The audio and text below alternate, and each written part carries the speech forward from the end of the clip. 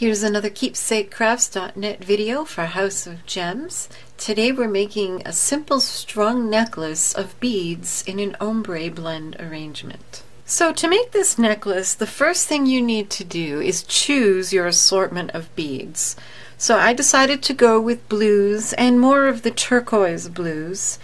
And often you just start with your middle color and then go from there. So I have 6 different groups of beads, ranging from a very dark blue to a very, very pale blue. I did have a hard time finding the lightest blue. These 3 actually are Swarovski crystals in a blend called Water.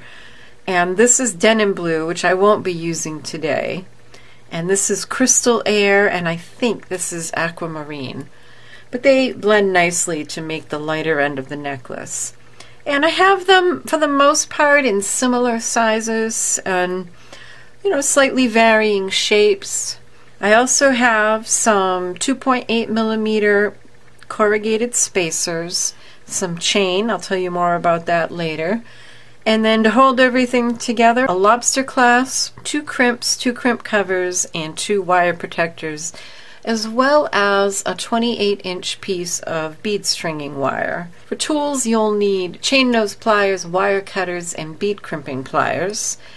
And one of these bead design boards is wonderfully helpful. So I've just arranged my beads in their ombre order on my bead design board, and I've used 10 to 12 of each of the beads. I plan to make a fairly long necklace, adjustable to about 34 inches long, because I had it in mind that this would be really nice to wear as a very long necklace, or you could double it up to wear it as a choker. And I think the ombre blend would look very nice that way. So depending on how long you want your necklace to be, really tells how many beads you're going to use. And then I'm just putting one of these little spacers between each of them. I think these kind of help bring it all together so it looks like a cohesive whole. So let me show you how to finish one end of your bead stringing wire. You're just going to slide on a crimp, slide on one end of a wire protector, and then back through the other end of the wire protector. And then that other end, that short end of wire, goes back through the crimp. Use chain nose pliers to flatten that crimp. And then use crimping pliers to pick up a crimp cover and place it right over that flattened crimp. I should have trimmed this wire before I put on the crimp cover, but you can trim it now. Just get it really nice and close.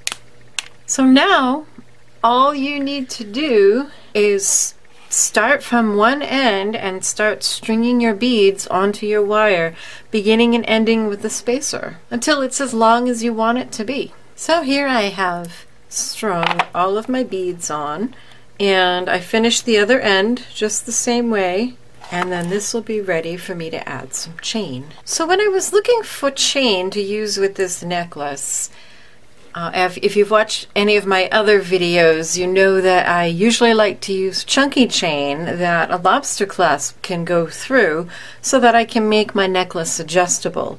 But the chunky chains that I looked at just didn't seem right with this. This necklace is kind of dainty and delicate in appearance, and the chunky chain just looked like too much.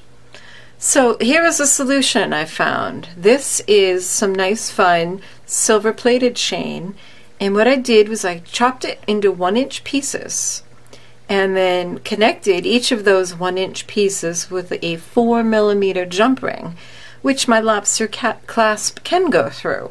So I can adjust it, and it's just a matter of opening a jump ring and attaching one to each of these ends, and then attaching your lobster clasp to one, and your necklace is all done. So here's another look at the necklace we made today. I hope that you like this project and you'll give it a try.